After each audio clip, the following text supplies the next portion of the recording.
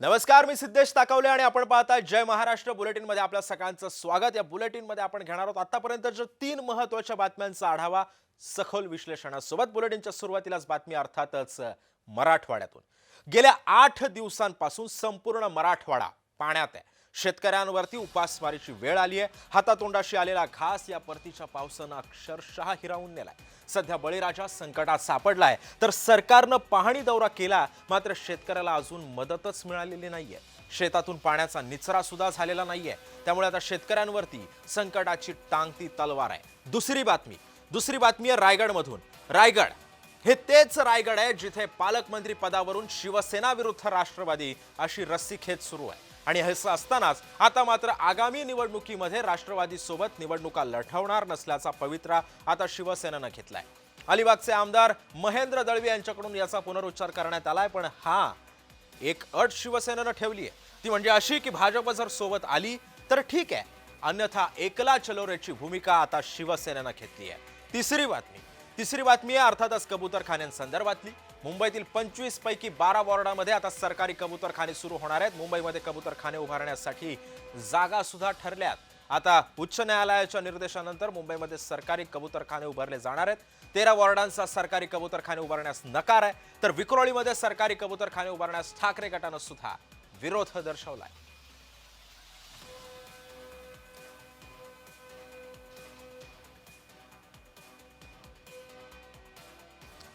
आणि आपण आता या संदर्भातली पहिली बातमी बघूयात, ती म्हणजे अर्थातच मराठवाड्यातून। गेल्या 8 दिवसांपासून संपूर्ण मराठवाडा अक्षरशः पाण्यात आहे। शेतकऱ्यांवर उपासमारीची वेळ आली आहे। हातातोंडाशी आलेला घास या अवकाळी पावसानं हिरावून नेलाय। परतीच्या पावसानं हिरावून नेलाय। सध्या बळीराजा संकटात सापडलाय। सरकारनं पाहणी दौरा सुद्धा केलाय, मात्र शेतकऱ्याला अजून मदत मिळालेली नाहीये। शेतातून पाण्याचा सुद्धा निचरा होत नाहीये, झालेला नाहीये। शेतकऱ्यांवर संकटाची टांगती तलवार अजूनही आहे। आणि या संदर्भामध्ये बोलण्यासाठी आमचा प्रतिनिधी उदय साबळे सुद्धा आपल्या सोबत असणार आहे आणि भाजपचे प्रवक्ते राम कुलकर्णी सध्या आपल्या सोबत जोडले असणार आहेत। मी सर्वप्रथम उदय साबळेकडे जाणार आहे। उदय, आता मराठवाड्यातली सध्याची परिस्थिती कशी आहे आणि आता सध्या काय चित्र आहे मराठवाड्यातलं? नक्कीच सिद्धे, जर आपण बघितलं तर मराठवाड्यात आज 8 दिवस होत आहेत की अतिवृष्टीने मोठं थैमान घातलंय। हाहाकार अतिवृष्टीचा या ठिकाणी पाहायला मिळालाय।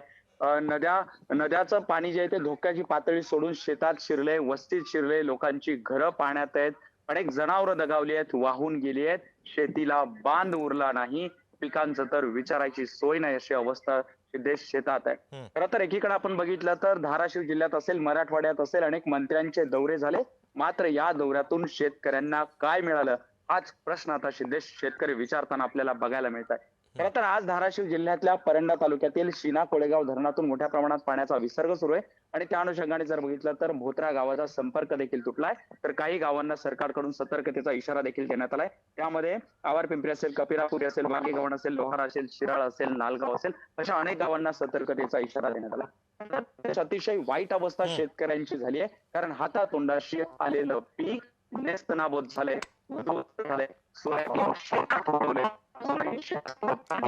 खरंय उदय, त्यामुळे आता सध्या मराठवाड्यातली परिस्थिती ही अत्यंत भीषण आणि हृदयद्रावक आहे। मी आता या संदर्भामध्ये येणार आहे भाजपचे प्रवक्ते राम कुलकर्णी सरांकडे। राम सर, आपण बघितलं असेल मुख्यमंत्र्यांनी सुद्धा आढावा घेतला। या सर्व अधिकाऱ्यांना काही सूचना, काही आदेश सुद्धा दिलेले आहेत। कुणी जर कार्यालयामध्ये बसलेला आढळला तर त्याला थेट घरी पाठवा, असे स्पष्ट आदेश मुख्यमंत्र्यांनी दिलेत। अजून सुद्धा पाणी ओसरत नाहीये। आता सध्या नेमकं काय काय उपाययोजना सरकारकडून केल्या जात आहेत? नाही सिद्धेशजी, हे खरं आहे की कालपासून पुन्हा महापुरानं गावाची गावं वेढली आहेत। संभाजीनगरच्या जायकवाडी मधून 2,80,000 क्युसेस म्हणजे जवळपास 3,00,000 क्युसेसनं पाणी चालू झालेलं आहे। आणि म्हणून गोदावरी काठावर नाही म्हटलं तरी 100 पेक्षा अधिक गावं पूर्ण पीडित झालेले आहेत। गावाची गावा पाण्यानं वेढा दिलेला आहे गावाला सद्यस्थितीमध्ये, म्हणजे पैठण सारख्या गावात देखील पूर्ण पाणी शिरलेलं आहे। आणि म्हणून ही परिस्थिती बीड, जालना, नांदेड आणि संभाजीनगर जिल्हा, गोदावरीचा काठ, भयानक परिस्थिती, संकटात शेतकरी, सामान्य जनता आहे। आणि म्हणून इकडे सुद्धा धाराशिव जिल्ह्यामध्ये आता प्रतिनिधीने सांगितलं तसं शिना धरणाचे दरवाजे उघडलेले आहेत। आणि म्हणून 50 वर्षामध्ये मराठवाड्याचं असं कधी जलप्रलय झाला नव्हता, एवढं रुद्र रूप मराठवाड्यामध्ये वरुण राजाचं आहे. आणि अशा परिस्थितीमध्ये सरकार खंबीरपणे शेतकरी सामान्य जनतेच्या पाठीमागे आहे. पण आज परिस्थिती अशी आहे की गावाला पाण्याने वेढा काढलेला आहे आणि मनुष्याची जीवित हानी होऊ नये म्हणून प्रशासन त्या कामाला लागलेलं आहे. काल राज्याचे मुख्यमंत्री माननीय देवेंद्रजी फडणवीस साहेबांनी काल मराठवाड्यातल्या सर्व जिल्हाधिकाऱ्यांना सूचना केल्या, त्यांच्याशी संवाद साधलेला आहे आणि 24 तास मुख्यमंत्री प्रशासनावर लक्ष ठेवून आहेत. जिल्हाधिकारी एकही कार्यालयात बसलेला नाही. उदाहरणार्थ तुम्हाला सांगायचं म्हणलं तर बीडला जिल्हाधिकारी जॉन्सन साहेब आहेत, ते स्वतः स्पॉटवर आहेत, तहसीलदार स्पॉटवर आहेत, सारी यंत्रणा, अनेक प्रश्न उपस्थित झालेले आहेत आणि म्हणून बचाव कार्य सुरू आहे. गावातून लोक कसे काढायचे, त्यांना बाहेर कसं वाचवायचं सद्यस्थितीत आहे. आणि प्रशासनाची मदत म्हणून ज्या घरामध्ये पाणी शिरलेलं आहे त्या घरातलं पाणी गोरगरिबाला बाहेर काढण्यासाठी 5-5 हजार रुपये मदत चालू केली. 10 किलो धान्य आहे, 10 किलो तांदूळ आहे, अशा प्रकारचं प्रशासन मदतीत आहेत. आणि पंचनामे दुसऱ्या बाजूने पण राम सर, तुम्ही म्हणता तुम्ही सुद्धा मराठवाड्यातले आहात, मात्र ही परिस्थिती सध्या अतिशय भीषण आहे. धाराशिव मधली 1-2 ते 3 दिवसापूर्वीची एक बातमी आली, ती म्हणजे अशी की जिल्हाधिकारी एका महोत्सवामध्ये चक्क नाचण्यामध्ये दंग आहेत. ज्या मराठवाड्यामध्ये सध्या अशी परिस्थिती आहे, या जिल्हाधिकाऱ्यांना ते न शोभणारं त्यांनी काम केलं, त्याच्यानंतर त्यांच्यावरती कारवाई झाली. ती कारवाई झाली का फक्त घोषणा झाली आहे? त्यांच्यावरती अजून अद्याप तरी अशी कुठली माहिती नाही आली की बाबा त्यांना कामावरून काढलंय, त्यांना त्यांच्या पदावरून पायउतार व्हावं लागलंय, अशा संदर्भात ती अजून कुठली माहिती आली नाहीये? कारवाईला वेळ का लागतोय आणि कारवाई झाली आहे का? एका सांस्कृतिक कार्यक्रमामध्ये जिल्हाधिकाऱ्यांनी सहभाग घेतल्यानंतर डान्स केला होता आणि ती त्यांची असंवेदनशीलता होती आणि त्यानंतर जिल्हाधिकाऱ्यांनी जाहीर माफी मागितलेली आहे, दिलगिरी व्यक्त केलेली आहे. पण तिथल्या लोकप्रतिनिधीचं मत आहे आणि तिथल्या संपूर्ण भागातील परिसरातील सुद्धा सर्वसामान्य जनतेला जिल्हाधिकाऱ्याचं काम चांगलं माहिती आहे आणि म्हणून प्रशासकीय अद्याप त्या ठिकाणी कारवाई झाली नसली तरी जिल्हाधिकाऱ्यांनी दिलगिरी व्यक्त करून शेतकरी सामान्य जनतेची माफी मागितलेली आहे. प्रश्न असा आहे की सध्या तरी ते जिल्हाधिकारी असतील, मराठवाड्यातले सारे जिल्हाधिकारी कार्यालयात बसलेले नाहीत. तशा प्रकारच्या सूचना माननीय मुख्यमंत्री उपमुख्यमंत्र्यांनी दिलेल्या आहेत आणि मराठवाड्यातले सर्व मंत्री मराठवाड्यातच आहेत, प्रशासनावर लक्ष ठेवून आहेत. स्वतः मुख्यमंत्री कालपासून तर म्हणजे आजही भयानक परिस्थिती. आज गोदाकाठ, नांदेड पाण्यात आहे, जालना जिल्हा पाण्यात आहे, बीड जिल्हा पाण्यात आहे, संभाजीनगर जिल्हा, पैठण सारख्या शहरामध्ये नाथाच्या मंदिरात पाणी आहे. सध्या नाथाच्या मंदिरात कालपासून तुमच्या प्रतिनिधीने पण दाखवलेलं आहे. ही भयानक, याचं वर्णन करू शकत नाही, संकट भयानक आहे. नक्कीच राम सर, तुम्हाला सुद्धा अश्रू अनावर होतात. प्रत्येक शेतकऱ्याच्या भावनामध्ये, प्रत्येक शेतकऱ्याच्या घरामध्ये, प्रत्येक शेतकऱ्याच्या डोळ्यांमध्ये सुद्धा असेच अश्रू जे आहेत ते तरंगताना दिसत आहेत. मी पुन्हा एकदा उदय तुझ्याकडे येतोय. उदय, सध्या मराठवाड्यामधल्या अशी कुठली गाव आहेत, किती गाव आहेत की ज्या गावांमधल्या शेतांमधलं पुराचं पाणी जे आहे ते ओसरायला सुरुवात झालेली आहे आणि सध्या आता किती गावं अशी आहेत की ज्या शेतामध्ये अजून सुद्धा पाणी तसंच आहे?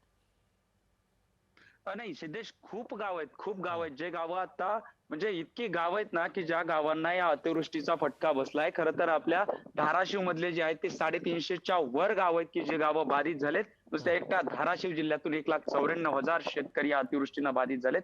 खरं तर मला सिद्धेश राम कुलकर्णी सरांना विचारायचंय की सरकार नेमकं ओला दुष्काळ जाहीर करण्यासाठी वाट का बघतंय? खरं तर शेतकऱ्यांचं ग्राउंडवर जर आपण बघितलं, शेतात येऊन बघितलं तर प्रचंड मोठ्या प्रमाणात शेतकऱ्यांचं नुकसान झालंय. सिद्धेश, आपल्यासोबत काही शेतकरी देखील आहेत, आपण त्यांना विचारणार आहोत. खरं सांगा की मला सांगा, शेतीचं नेमकं काय नुकसान झालंय, काय परिस्थिती आहे शेतकऱ्यांची? खरं तर शेतीचं असं नुकसान झालंय की मी आज एक तरुण शेतकरी आणि नवीनच म्हणजे शेतीला सुरुवात केलेली होती. आज माझ्या म्हणजे मी जी पिकावर स्वप्न पाहिली होती त्या पिकाच्या म्हणजे माझ्या स्वप्नावर आज पूर्ण स्वप्न दूर झालेलं आहे. पाणी फिरवले. आज मी कांद्याचं 50,000 रुपये टाकलं होतं, पूर्ण पाण्याखाली नक्कीच उदय, त्यामुळे आता मराठवाड्यातली परिस्थिती ही अत्यंत हृदयद्रावक आहे. मी पुन्हा एकदा राम कुलकर्णी यांच्याकडे जाणार आहे. राम सर, तुम्हाला आता काही वेळापूर्वी अश्रू सुद्धा अनावर झाले. तुमच्यामध्ये सुद्धा ती जाणीव तुम्हाला झाली शेतकऱ्यावरती आता सध्या काय परिस्थिती ओढावलेली आहे. तुम्ही सुद्धा या शेताच्या बांधावर गेलेले असाल, तुम्ही सुद्धा शेतकऱ्यांशी बोललेले असाल.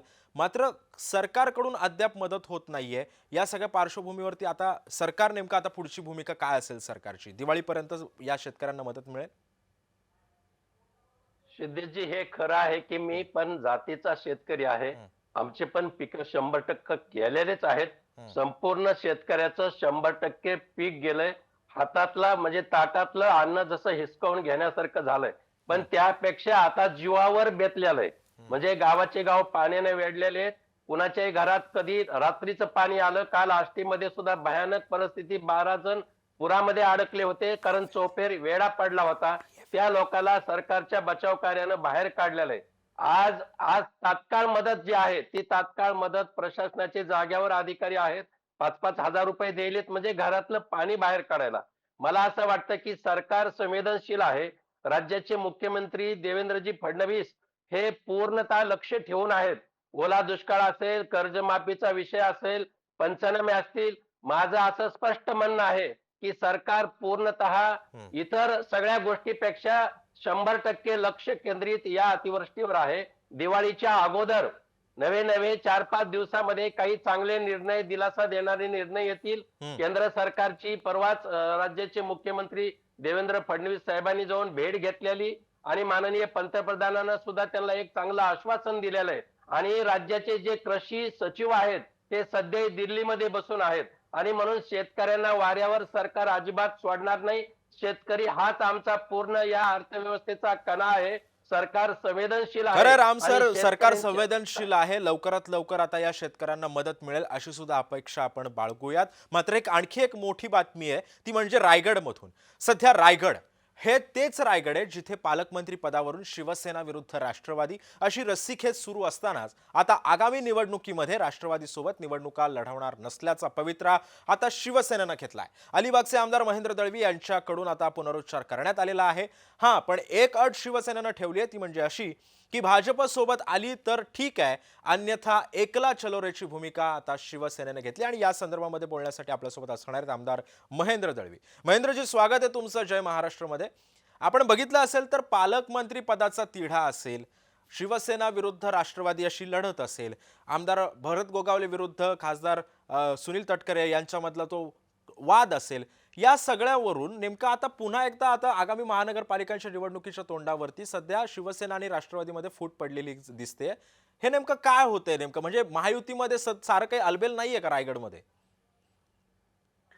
असं आहे की काल रोहा शहर आणि ग्रामीण मध्ये आमच्या तालुका प्रमुख शिंदे साहेबांच्या उपस्थितीमध्ये त्या ठिकाणी पक्षप्रवेश सोहळा होता. बर. आणि त्याच्यामध्ये केलेलं मी वक्तव्य आहे, हं. कारण तिथल्या संपूर्ण माझे पदाधिकारी कार्यकर्त्यांचा जो अनुभव आहे, किंबहुना रायगड वासियांचा जो अनुभव आहे तटकरेंच्या विषयीचा, तो अतिशय भयावह आहे. आणि मग त्या वेळेला मी सूचित केलं की याच्या पुढे येणाऱ्या निवडणुकीमध्ये राष्ट्रवादीला सोडून आम्ही निवडणूक लढवणार. त्याचे विशेष कारण असं आहे की राष्ट्रवादीने नेहमीप्रमाणे माझ्यासारख्याला तर 3 वेळा फसवलंय, आमचे पेठचे आमदार रवी शेठना 2 वेळा फसवलंय. ही त्यांची पारंपरिक पद्धती आहे. आणि म्हणून कार्यकर्त्यांच्या भावना लक्षात घेऊन ते केलेलं मी वक्तव्य आहे. आणि मग याच्यामध्ये मी दुसरंही वक्तव्य केलं की भारतीय जनता पार्टीचे 3 आमदार आहेत, शिवसेनेचे 3 आमदार आहेत, राष्ट्रवादीचा 1 आमदार आहे, तटकरे साहेब आमच्यामुळे खासदार आहेत. अशी जिल्ह्याची परिस्थिती असताना पालकमंत्री पदाचा तिढा अजूनही कायम आहे.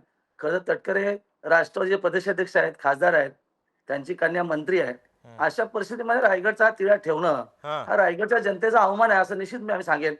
आणि म्हणून एकंदर परिस्थिती बघताना तो निर्णय आम्ही घेतला की येणाऱ्या आगामी निवडणुकीमध्ये राष्ट्रवादीला सोडून मग भारतीय जनता पार्टी बरोबर त्यांना घेऊन आणि त्यांच्याशिवाय लढण्याची आम्ही तयारी दर्शवली. तुम्ही निर्णय घेतला म्हणता महेंद्रजी, तुम्ही निर्णय घेतला असं म्हणताय, पण या सगळ्यामध्ये जर आपण बघितलं असेल तर हा तिढा तर पालकमंत्री पदाचा सुटत नाहीये. मात्र जेव्हा हा निर्णय घेतला तेव्हा आपसुकच तुम्ही उपमुख्यमंत्री एकनाथ शिंदेशी या संदर्भामध्ये चर्चा केली असेल. तेव्हा तुम्ही त्यांना सांगितलं होतं की बाबा आता आगामी महानगरपालिकांच्या निवडणुकांमध्ये आम्ही काय आता राष्ट्रवादीसोबत लढणार नाही, जर पालकमंत्री पदाचा जर लवकरात लवकर तिढा सुटला तर आपण एकत्रितपणे लढू असं तुम्ही एकनाथ शिंदेंना सांगितलं. आणि तेव्हा तुम्हाला एकनाथ शिंदेंनी काय उत्तर दिलं या सगळ्या संदर्भात? माणगावमध्ये एका शैक्षणिक कार्यक्रमात म्हणजे राजू साबळे जे आमचे पक्षाचे नेते होते त्यांनी भरतशेठच्या आईचं नाव त्या कॉलेजच्या एका इमारतीला द्यायचं ठरवलं. बर. त्या कार्यक्रमाला उपमुख्यमंत्री शिंदे साहेब देखील आले होते. हा. त्यांच्या देखील आईचं नाव त्या ठिकाणी द्यायचं ठरलं होतं. बर. आणि मग 15 दिवसामध्ये राजू साबळेचा तटकरे प्रवेश घेतला. हम्म. खरं तर हे ठीक नाही आहे. म्हणजे आज आमचे नेते आहेत त्यांच्या आईचं नाव त्या इमारतीला देण्याचा सोहळा होता. त्यानं 15 दिवसांनी राजू साबळेला त्यांच्या पक्षात घेऊन ते नाव कमी करणं हे अवमान आहे. आणि मग अशा अनेक प्रकारचे कृत्य त्यांच्याकडनं घडले जातात. बर. आणि ही कैफियत आम्ही आमच्या नेते शिंदे साहेबांना सांगितली. हम्म. व रायगडमध्ये जे चित्र आता उभं राहिले, कुठलाही आपला पक्षाचा कार्यकर्ता पदाधिकारी राष्ट्रवादीवर जायला इच्छुक नाही आहे, तर राष्ट्रवादीसोबत आम्ही लढण्यास तयार आहोत. आणि तसं आम्ही सूचना त्यांनी केली आहे. पण शेवटी महायुती धर्म आहे, महायुती सरकार आहे. परंतु या सगळ्या गोष्टी होत असताना शेवटी सर्वसामान्य कार्यकर्ते हित देखील बघायला पाहिजे. का आता या निवडणुका स्वायत्त निवडणुका आहेत, सर्वसामान्य कार्यकर्ते निवडणूक आहेत, ज्यांनी खासदार आमदार बनवले त्यांच्या ते निवडणूक आहेत. आणि त्यांची पुढे फसगत होऊ नये आणि म्हणून घेतलेला आम्ही तो निर्णय आहे. त्याविषयी वरिष्ठ नेते आमचे नक्की निर्णय घेतील.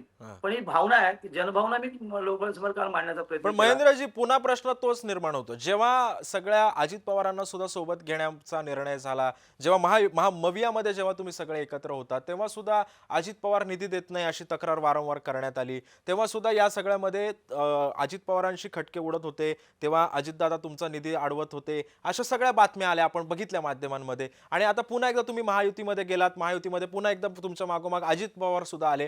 तेव्हापासूनचा हा सगळा लढा चालूच आहे. आणि तेव्हा सुद्धा तुम्हाला हे कळलं नाही की बाबा रायगडमध्ये अशा पद्धतीचा संघर्ष निर्माण होऊ शकतो.